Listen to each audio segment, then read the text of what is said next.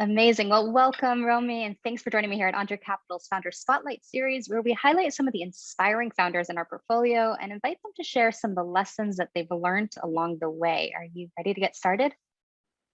Yeah, for sure. Awesome. So let's start kind of with the basics. If you can introduce yourself as an individual, who are you, Romi? And then kind of go a little bit into what you offer as a founder and what company it is that you are the CEO of and the founder of. Perfect. So my name is Romi Gubes. Today I'm the co-founder and CEO of Sensi.ai. Prior to that, I'm coming from technological background. So I studied software engineering back in 2012, I think. Since then, I worked mainly in enterprises, so large corporations. I worked at DellEMC, at Cisco, and then at Vonage in multiple technologies, multiple languages. I did many stuff in the tech industry. And then 3 years ago, I decided to establish my own company, which is a journey I knew I would go into in some place in my career.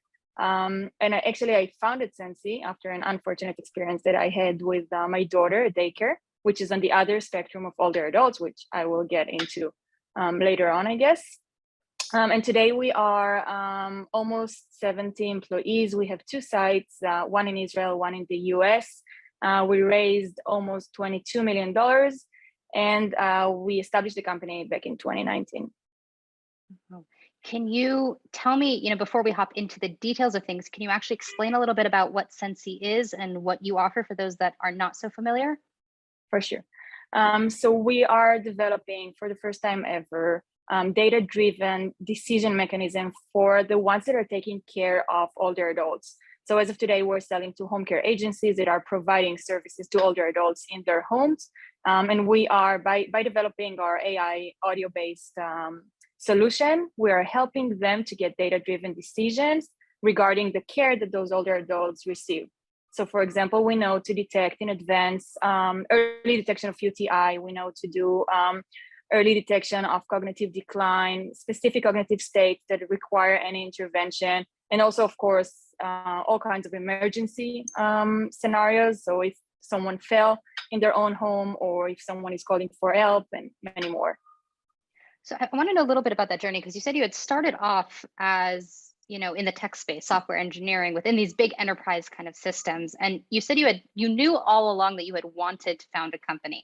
I'm interested in understanding a little bit more about what are the hurdles that someone comes upon, I guess, from coming from that tech space. And I'm also interested in understanding why you went to be a CEO and not the CTO, understanding a little bit more of that. What would you say was that journey? And you had also mentioned your daughter and from the earlier stage. So I'm interested in understanding a little bit more, how did you go from this space of being a software engineer in big enterprise to founding your own company, running as a CEO, and what were the hard parts about that? What did that, because I assume there's going to be a lot of folks listening to this that also come from that same space. They really are heavy in technology. They want to build something. And what were some of the difficulties or the hurdles that you found going from that process to now running a successful company? Yeah, so it's an interesting question. And I think that we can definitely not see too many people that came from the tech arena and now are CEOing companies. And I think that, first of all, I always knew that I will go to the side of more to be more of a product manager, or more, someone that is seeing the entire picture and not staying specifically in the tech space. I was always interested, even when I built tech solutions. I was always interested in knowing what our clients want, what they feel about the product. I will go into when I developed a mobile app, so I would go into the reviews always to read, and I was always going into product meetings. I was always interested about this scope. And then when I decided to establish my own company, first of all, I fell in love with the problem and with the market and with everything it brings. And I really wanted to make sure that we're solving this problem in the right way. So I started out by talking to potential clients, to talk to people from the field. And this is how I got myself to take more of the CEO role. And also I I joined forces with one of my closest friends from the university, Nevo, which is the CTO of the company today, and my co-founder. And it was very natural to both of us for him to be the CTO and for me to be the CEO. When I'm saying natural, so it felt natural in the beginning. I have to say that moving along in this journey got me, I'm always like, I understand how much I don't know what I don't know. So I'm developing a business, an entire business army of go-to-market of people from the sales arena and marketing and customer success and support and all of these. And everything is very new to me. And what I'm doing in order to make sure I'm doing it correctly is bringing people from each one of those aspects to really build their department in the right way and really tell me what to do or what is the best way to go.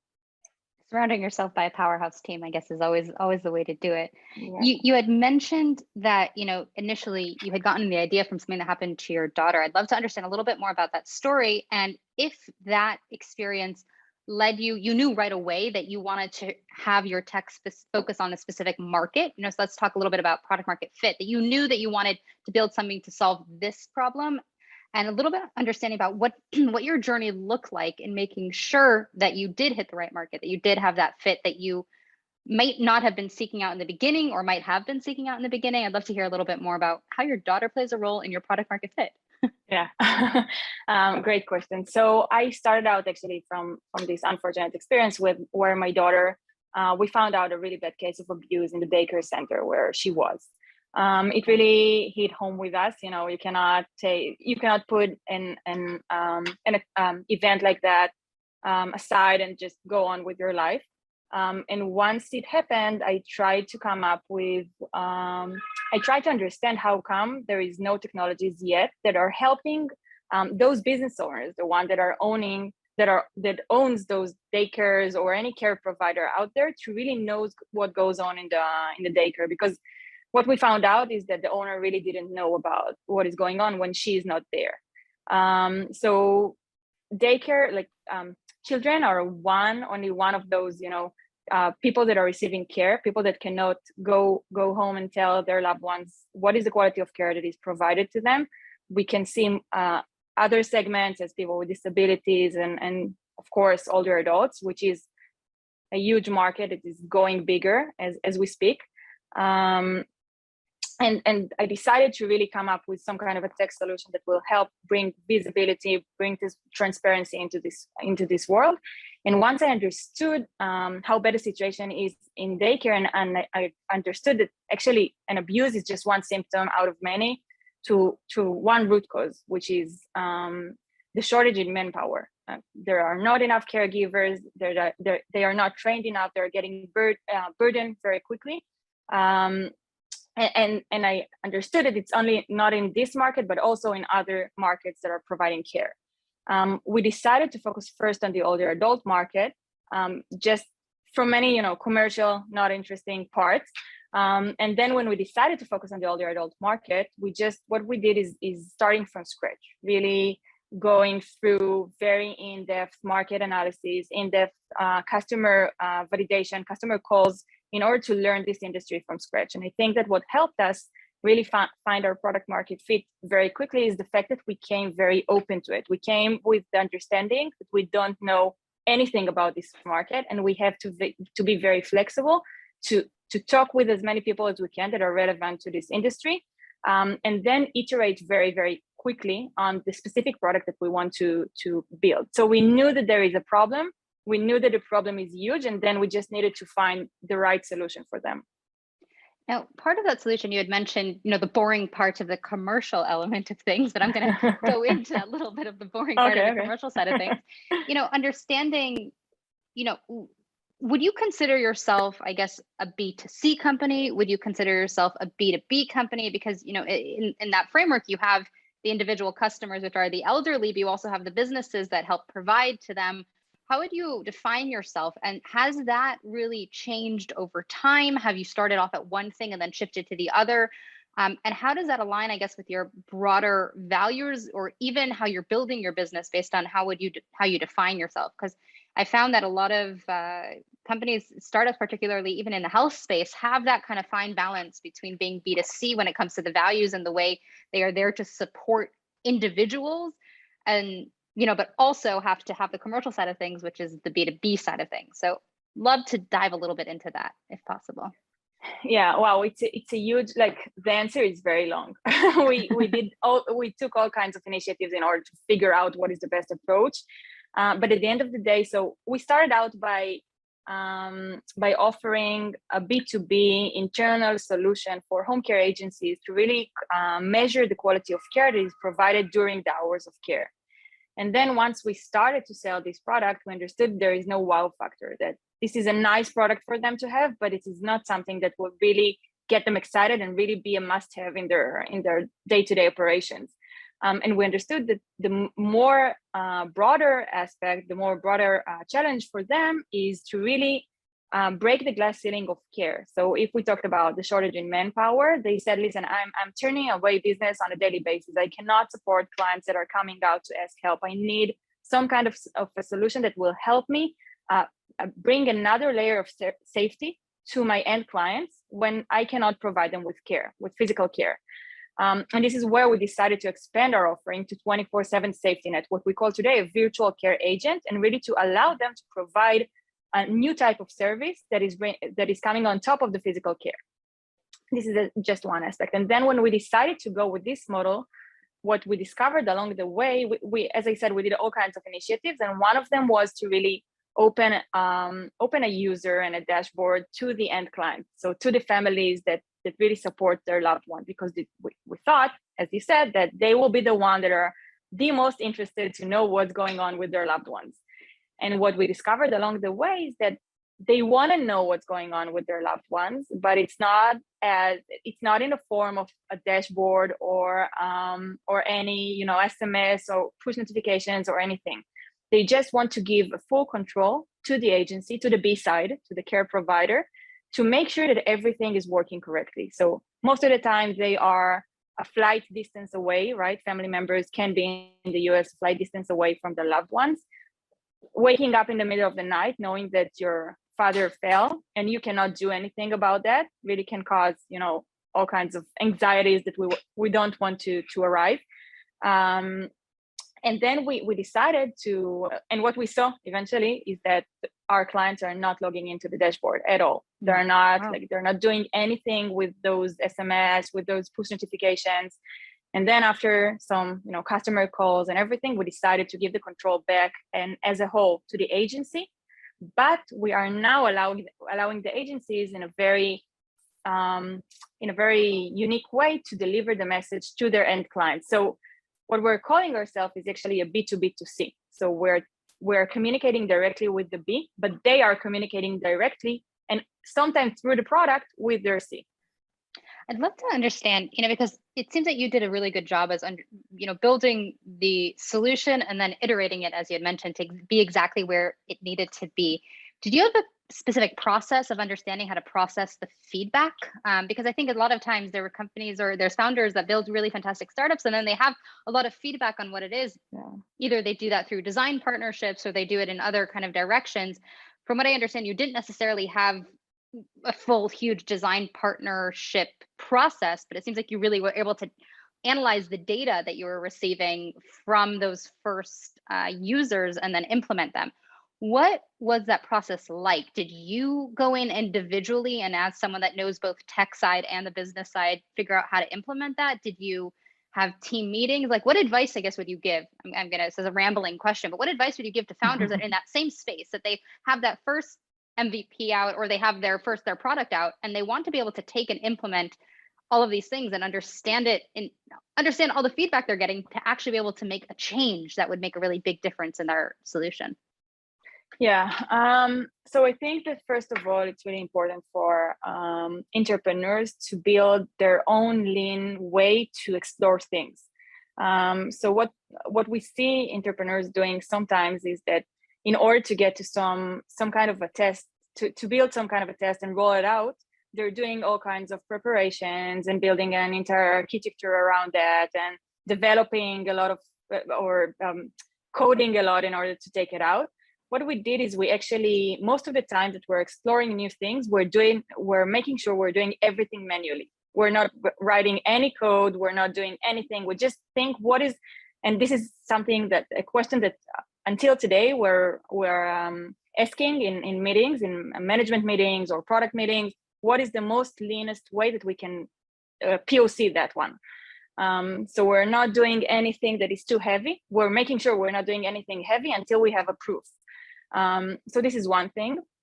Then the other thing is for the entrepreneur, for the CEO, and we have a CRO as well. So the client-facing C-levels or founders should be very, very close to their clients, at least in like the first year or 18 months, to make sure they understand. They don't only analyzing data, but really feel. We always say feel, smell, and see. Like really see what is going on with your end clients. And I myself went to tens or maybe hundreds of installations in the field, in the homes of the older adults, really getting there with the devices, see how the reaction of the caregiver and the older adult and their family and the agency, how this dynamic is built. And my CRO as well, and the entire, of course, customer facing team. And then I had another thing. So we talked about, and then I really believe in testing things, not as a POC, in terms of, in the eyes of your clients. So we're testing always, like we launch a new service that is doing this and that. We are selling our product. All of our clients are paying clients. So we don't have any, design partners that got any discount or something. We really test things in the field and not as as some kind of a beta or something, because I think that once a client is paying for your service and once the client really tries to integrate it to their day-to-day, this is the only real feedback that you'll get from the field. That's very valid. That's very interesting. What is something that has surprised you when building Sensi? That you were kind of either shocked about the way it worked or shocked about people's how they received it, or anything in general about being a founder. I think that what I learned during those almost 3 years is that the biggest challenge would be people. So recruiting the best people and really makes team work together in a great way, and really making sure that you have the best people around you that are here from the right reasons.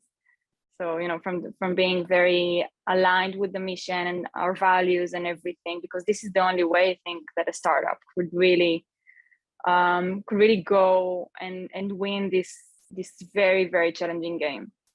So speaking of people, and this is also this wasn't part of my prep document with you, but I'm interested in knowing, as the founder and CEO, how you chose, because you had also mentioned you have a CRO, which is not all companies within your stage in the first 3 years have that. How did you decide, as the leader of this company, who your earlier C-level executives would be? How did you decide that was an important part for you? How did you prioritize? And what advice would you give to other founders when it comes to them starting off and seeing who they need to have on their exec team first? Yeah, I think that it's very individual. So teams that are, I myself, I've been, as I said, I collaborated with Nevo, the CTO of the company. Both of us have tech experience, but also product experience. So this was pretty much the expertise that we brought into Sensi. And then we got introduced to Alon, which is the third co-founder of the company and the CRO. Alon came in as an investor. He really believed in the company. And then by starting to work together a little bit, we saw that he brings into Sensi something very different. He brought his very wide experience in how to sell things and how to operate as how to build a sales organization, which, because I didn't came from this field, I thought that he will be he will complete us in this manner. So I guess it's about really measuring the strengths that you already have existing and trying to figure out where you're missing out. Great. Exactly. So, that's good advice. Do you have any other advice that you have received when starting off as an entrepreneur that you've, got from somebody else that you think really helped you along your path and would want to pass on? I get many advices. One thing that was very impactful for me, I think it might sound cliche, but I think it already got out, but really be into a mindset where you don't know what you don't know. We are always exploring. In each phase of the company, you're always exploring the next phase, how it should look like. So from building the 0 to 1 and really find your product market fit, and then building your sales machine and go to market machine in order to scale from 1 to 100, you're always doing something new, because your company is a startup company. We are creating a new world, a new standard, and we are disrupting the industry in a way that they didn't know before. So we're always like creating new things. So always be in the mindset of figuring out, of asking many questions, of really knowing where to put your efforts in as a company, which is very challenging, but like I think this is the right mindset to be at. Going back to the question before, where you had mentioned Alon was one of your investors and then joined you as a co-founder, I'd love to understand a little bit more about that relationship with investors, particularly Entrée. Why Entrée? What does that relationship look like? And yeah, tell me a little bit more about that. Yeah. So Entrée, Eran and I met during our seed round. We built since then some kind of a relationship. We kept each other, like I kept them very updated about what's going on in the company. And I think that the reason that I did that is because I felt that Entrée bring to the table something a bit different from other seed or A stage investors. They really, and I think today I know to really say that this is really how it is. Like, they're bringing into the table a lot of experience and a lot of hands-on, but the right amount of hands-on approach that is needed for companies in this stage.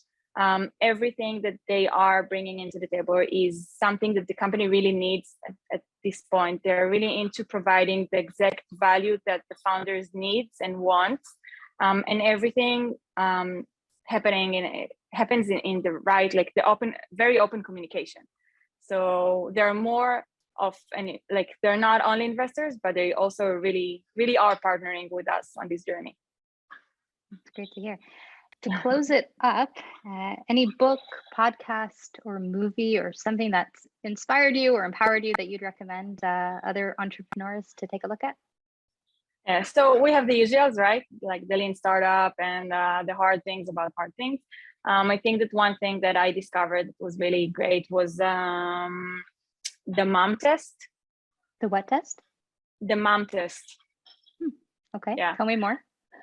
It's a book about how to ask questions that really will provide you with an objective overview about what you're trying to figure out. So how to ask questions that are not getting the people in front of you to be biased to any way, or say, yes, I would definitely love to hear more, or things like that, or really get objective and detailed and informative answers to your questions. Very good. I'll add it to our list. Yeah. Any last things that you want to add before we close this up?